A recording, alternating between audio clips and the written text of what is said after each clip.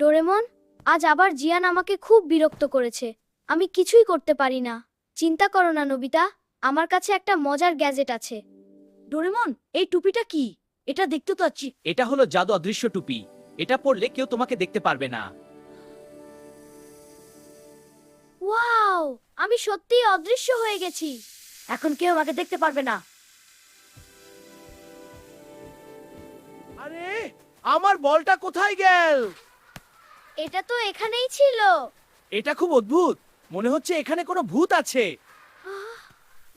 জিয়ান, বলটা নিজে নিজে নড়ছে। এটা কি সত্যিই ভূত? চুপ করো, আমি ভূতকে ভয় পাই না, কিন্তু এটা সত্যি খুব অদ্ভুত।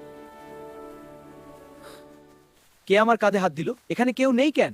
আমি বলেছিলাম এখানে ভূত আছে, আমরা এখান থেকে চলে যাই।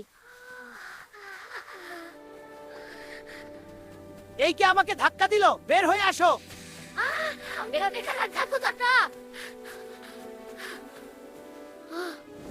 ও না, টুপিটা উড়ে গেল। এখন সবাই আমাকে দেখতে পাচ্ছে। আমি বলেছিলাম সাবধানে ব্যবহার করতে।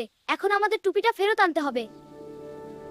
ডোরেমন, টুপিটা ওই গাছে আটকে গেছে। আমি কিভাবে এটা নামাব? চিন্তা করো না নোবিতা, এই নাও বাস হেলিকপ্টার, উড়ে গিয়ে টুপিটা নিয়ে আসো। ইয়েস, আমি টুপিটা পেয়ে গেছি। এবার আর কোনো সমস্যা হবে না। ভালো হয়েছে নোবিতা। এবার এই গ্যাজেটটা সাবধানে ব্যবহার করো। আজ আমি একটা বড় শিক্ষা পেলাম। গ্যাজেট দিয়ে দুষ্টুমি করা ঠিক নয়। ঠিক বলেছ নবিতা। গ্যাজেট সবসময় ভালো কাজের জন্য ব্যবহার করা উচিত।